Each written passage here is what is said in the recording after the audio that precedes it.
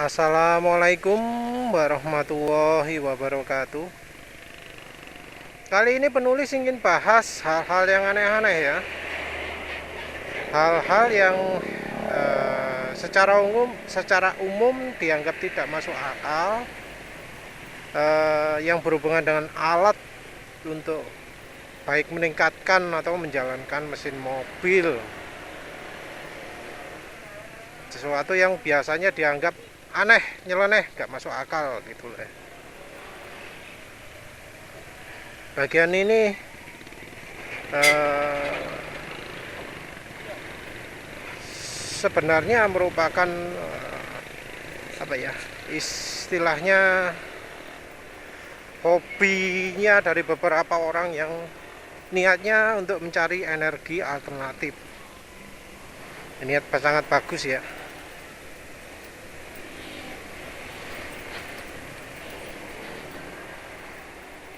Nah, dari niatan ini banyak yang berkaitan dengan otomotif.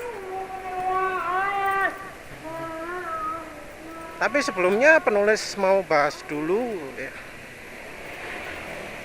eh,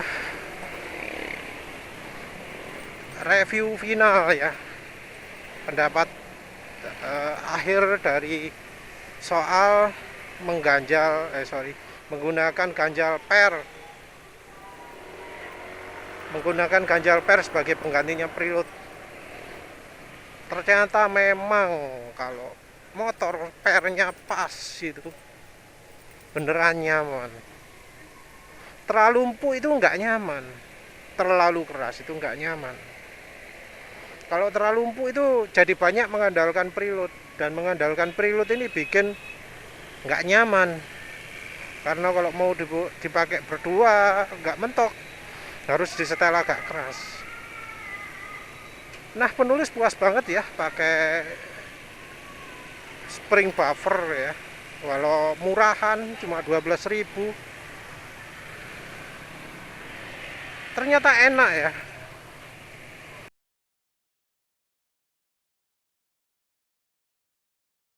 Penulis juga nggak peduli ada yang harganya 30.000, ada yang harganya 60.000 dari bahan karet alami yang sangat awet dan macam-macam.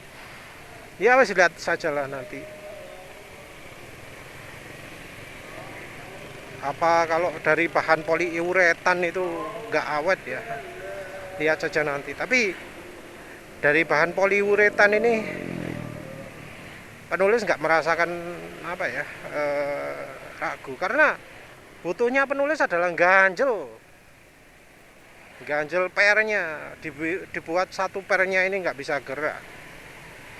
Justru mungkin penulis nggak pingin pakai yang elastis, nggak pingin pakai yang membal, pinginnya yang atos, yang poliuretan itu atos, lebih nggak fleksibel daripada kalau pakai karet. Kerasanya kalau apa ya, awalnya si penulis merasa keras, tapi setelah dirasakan lagi kok goncangannya jadi banyak yang hilang ya. Jadi biasanya lewat jalan sini kena goncangan-goncangan kecil, tapi sekarang kok rasanya mulus gitu loh. Jadi getaran kecil-kecilnya jadi makin berkurang. Kalau getaran besarnya emang mantep tadinya, tapi nggak sampai sakit pinggang loh ya. Sakit pinggang itu yang salah kan engine stopper. Nah, penulis nggak mengalami sakit pinggang.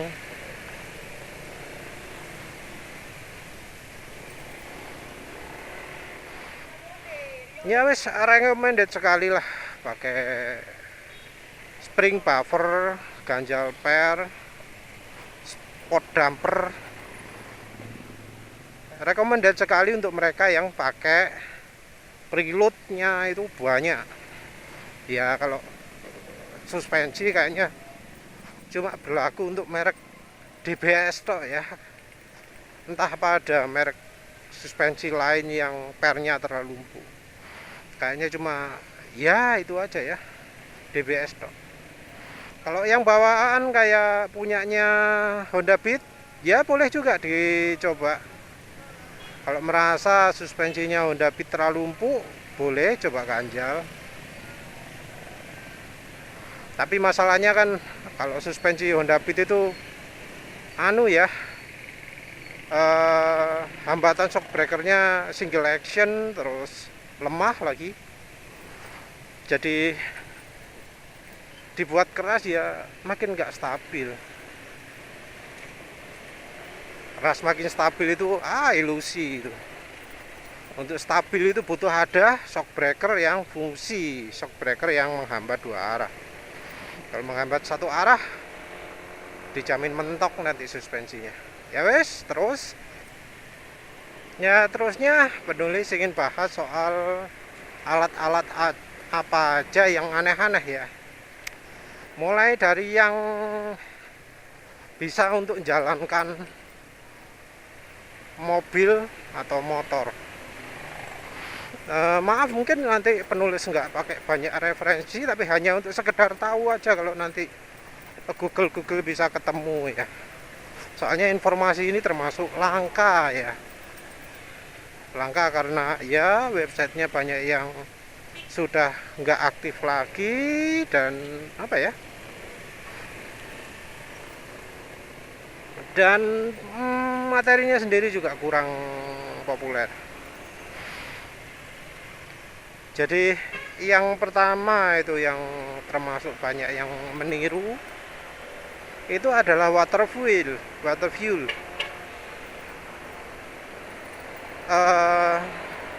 Penelitian air sebagai bahan bakar ini cabangnya banyak.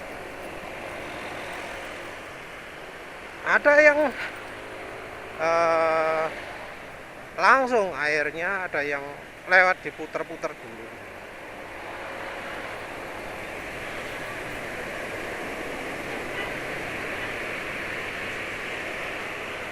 Yang penulis kenal dengan orangnya langsung ya, penciptanya atau penelitinya ya, sukses bikin mesin jalan. Itu yang penelitiannya Stanley Meyer yang pakai elektrolisis. Jadi elektrolisis itu nggak sederhana. Nggak asal kena listrik, air itu bisa jadi bahan bakar. Ada memang yang menggunakan elektrolisis, hasil elektrolisis sebagai penambah irit kendaraan. Biasanya dipakai untuk RPM rendah saja atau kendaraan yang sering jalan di RPM rendah seperti misalnya mobil yang jalannya itu maksimal 2000 km 2000 rpm.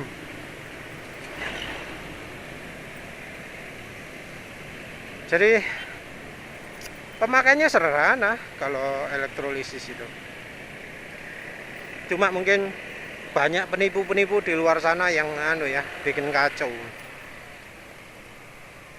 Sel elektrolisis itu makin lama makin berkembang. Dari awal-awal cuma 2 buah plat stainless steel dijejer. Terus akhirnya ada upaya untuk meningkatkan efisiensi, nggak boleh ada yang bocor-bocor, mungkin alir listriknya kena bagian yang harusnya nggak mengalami elektrolisis. Akhirnya jadi muncul dry cell.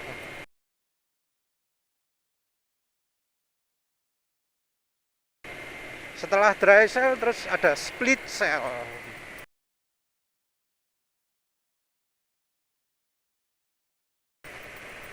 Kalau dry cell itu platnya itu digabung jadi satu, jadi airnya ngalir di antara platnya itu jadi bagian pembungkus luarnya juga. Nah di split cell ini ada pemisah khusus antara hidrogen dan oksigen. Jadi terpisah khusus. Karena terpisah bisa dapat hidrogen sendiri, bisa dapat oksigen sendiri.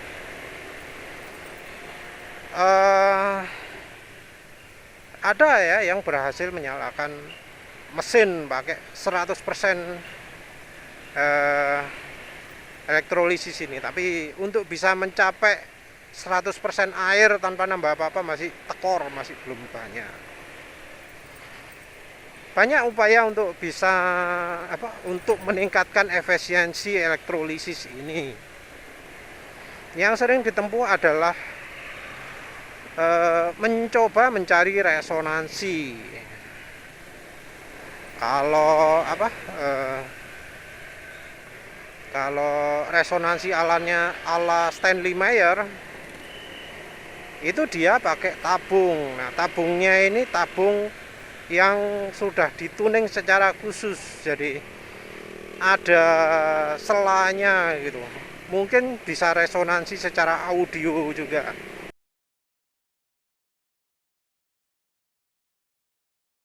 Nggak tahu penulis. Tapi yang jelas syaratnya sulit. Harus menjaga tekanan tetap konstan, harus memanfaatkan udara gas buang dan seterusnya. Macam-macam ya caranya.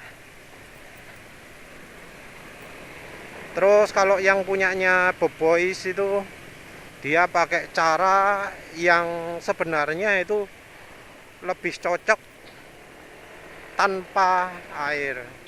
Jadi bukan untuk elektrolisis harusnya, tapi untuk penghasil listrik.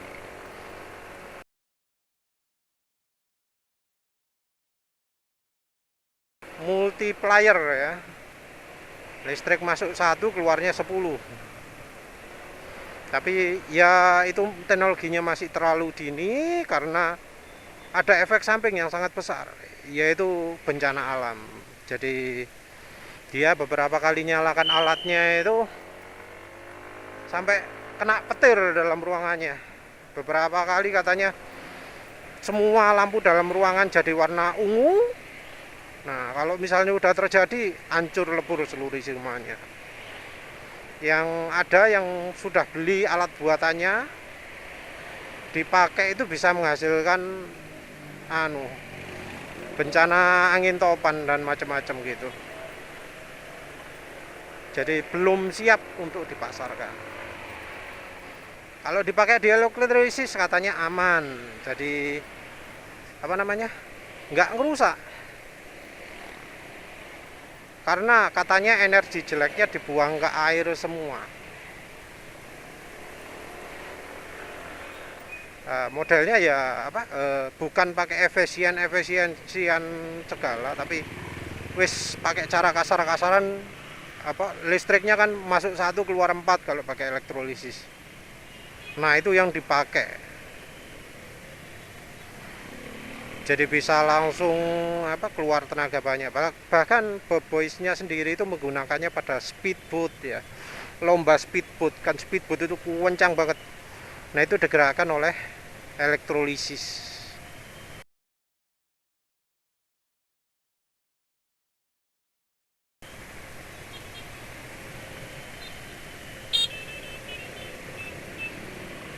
Nah, kalau dari implementasi mesin ya, pakai hasil elektrolisis itu sebenarnya ada kelemahan.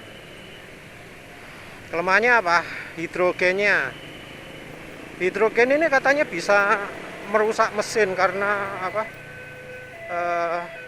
pembakaran itu kalau pas kebetulan lagi ideal, campuran hidrogen dan oksigennya ideal, bisa balik, bisa implosion istilahnya.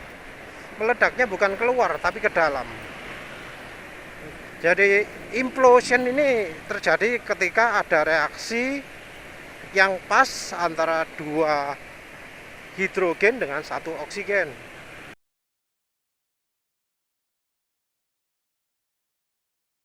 Bakarnya nggak keluar tapi masuk ke dalam. Nah, ini katanya yang sering bikin mesin rusak kalau pakai HHU. Solusinya ada, ya salah satunya itu adalah yang dimasukkan jangan pakai oksigen tapi hidrogen tok wis.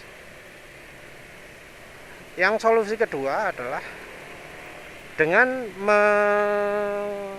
mereaksikan hasil keluaran elektrolisis ini dengan nitrogen.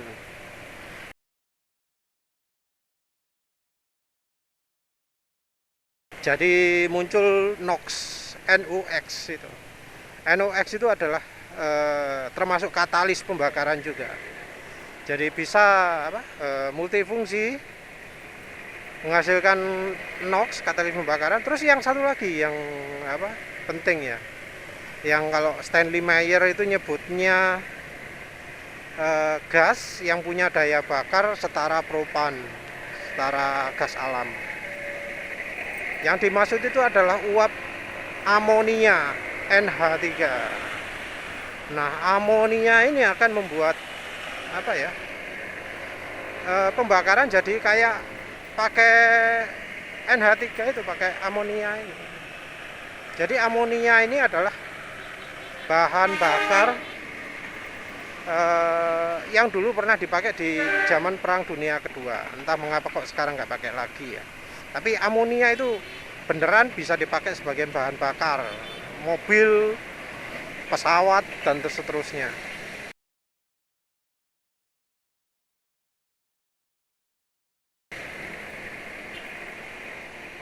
Ada ya percabangannya dari ini, nggak pakai elektrolisis tapi pakai cara lain, pakai namanya NH3 on demand. Nah, ini beda lagi. Jadi orangnya itu nyimpen gas hidrogen, terus direaksikan dengan udara untuk menghasilkan NH3, terus dipakai menyalakan mesin. Jadi pakai tangki hidrogen juga, mirip-mirip dengan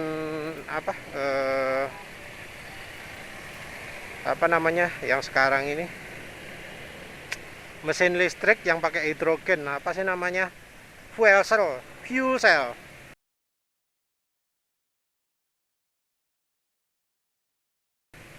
Jadi hidrogen, kalau fuel cell itu hidrogen dan oksigen direaksikan di suatu tempat, nanti akan menghasilkan listrik. Nah, listrik ini dipakai untuk menggerakkan kendaraan.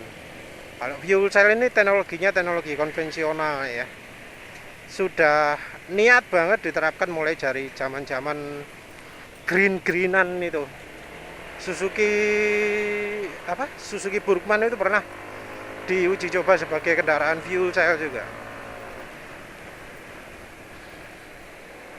Itu yang Stanley Meyer. Yang selanjutnya adalah Paul Pantone.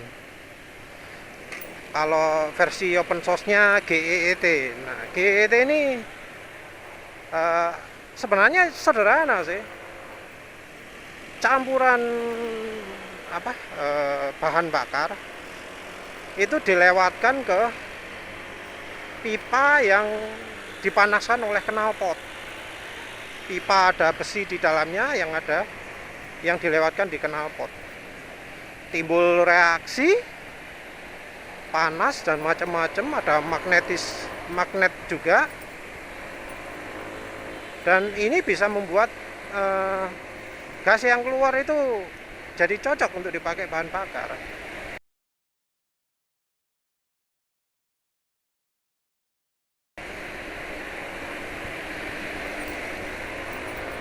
Kalau ini eksperimennya murah ya, soalnya butuhnya pipa besi ya, bukan baja, besi.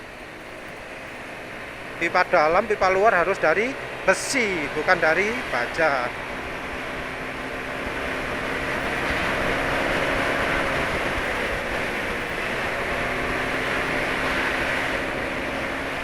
Nah,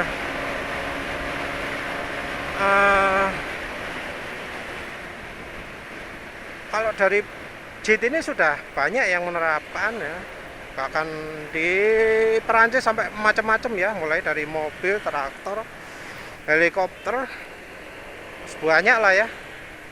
Itu prinsipnya pakai itu, JIT itu. Ada yang menggunakannya sebagai cuma aditif toh, jadi untuk meningkatkan efisiensi bahan bakar, yang lainnya full 100%.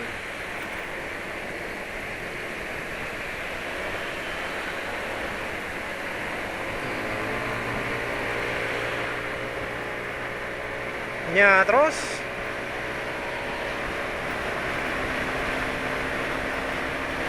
eh, selain JIT ini ada lagi yang lebih apa ya, lebih aneh ya, Jocell. Jocell itu tulisannya JOECELL, saudara. Nah, Jocell. Kalau Jocell ini lebih aneh lagi itu. Kalau yang tadi itu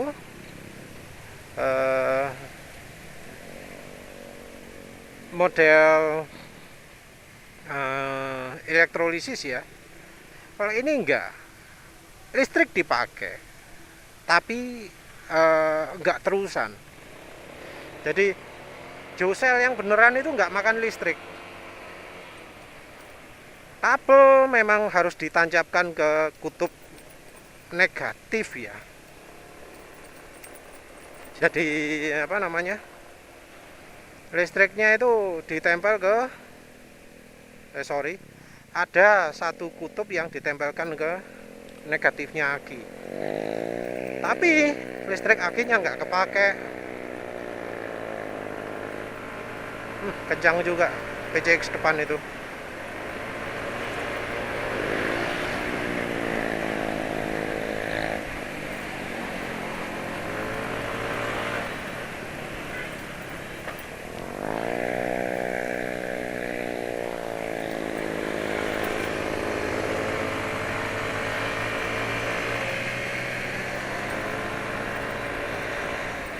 Jadi Jocell ini kerjanya misterius ya.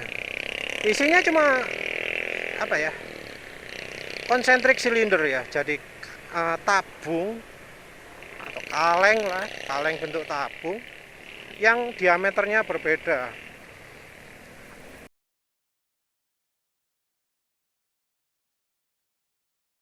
Jadi ada beberapa kaleng yang kecil di dalam, yang besar di luar, makin lama makin besar. Hampir mirip dengan yang dipakai di elektrolisis ya, tapi beda. Nah, Jocell ini prinsip kerjanya mengambil ke energi yang misterius. Jadi kalau disebut itu namanya Y faktor. Penulis kenal dengan orang Belanda ya. Dia ini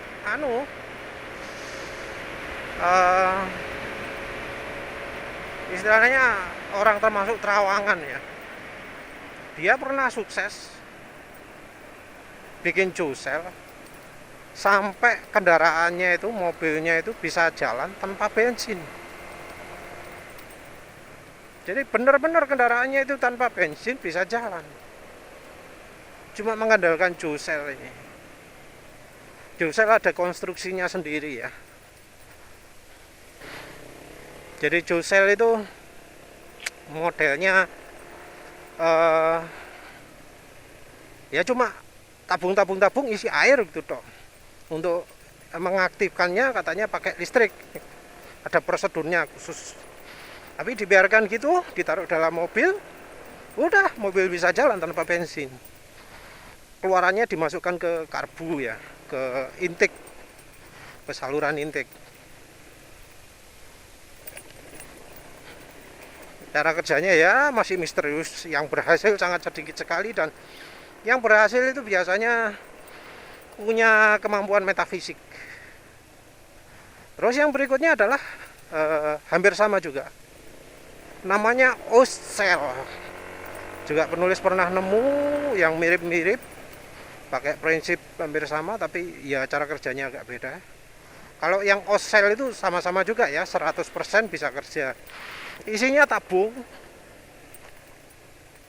diisi air setengah, terus ada lilitan gitu ya. Udah gitu dong, mesin bisa jalan pakai itu. Airnya nggak habis. Yang untuk jalankan mesin itu sama kayak Jocell, entah apa. Ada satu lagi alat ya, hampir sama anehnya. Dia ini katanya disebut energi booster atau apa.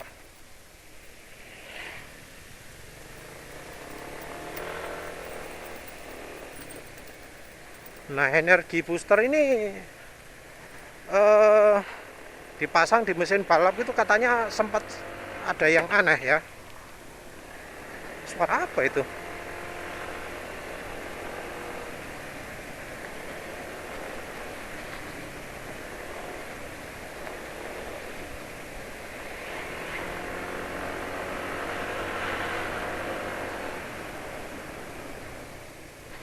Jadi energi booster ini katanya dipakai di mobil balap ya. Pas di kecepatan tertentu, kecepatan kendaraan bisa tak terkendali itu. Akselerasinya jauh melebihi kemampuan mesin waktu di dyno, waktu diakselerasi bisa kencang banget itu. Nah, itu jadi misteri juga. Ada juga apa Z plate atau apa gitu ya. Dia modelnya kayak cuma bentuk apa bintang atau apa gitu ya, ditaruh di pipa intake, wes gitu dok, gitu bisa meningkatkan tenaga. Kalau yang model lebih gede lagi ada namanya coil pack 4U, coil pack for you ya. Ini websitenya sudah hilang. Itu bentuknya kristal agak gede, segenggaman tangan gitu kristalnya. Itu dipasang di kendaraan. Katanya diprogram dulu, terus begitu dipasang di kendaraan, tenaga bisa meningkat sampai 30, 40, 50% malah. Katanya dicoba di mobil diesel ya.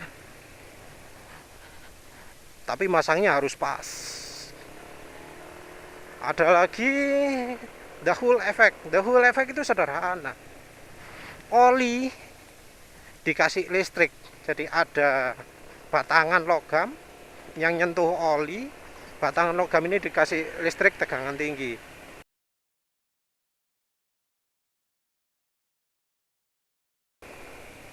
Nah, ini bisa meningkatkan kemampuan kendaraan, tapi ada kelemahannya. Cuma di RPM tertentu tok. Nah, produk penulis sendiri kayak pro kapasitor sebenarnya mirip-mirip ya cara kerjanya itu. Harus dipasang dengan apa persyaratan tertentu. Kalau pas sudah enak, iya jadi enak. Motor penulis ini termasuk sampai sekarang masih pakai. Ya entah apa karena pro kapasitor itu setiap ketemu aerok yang knalpot racing kok pasti menang ya.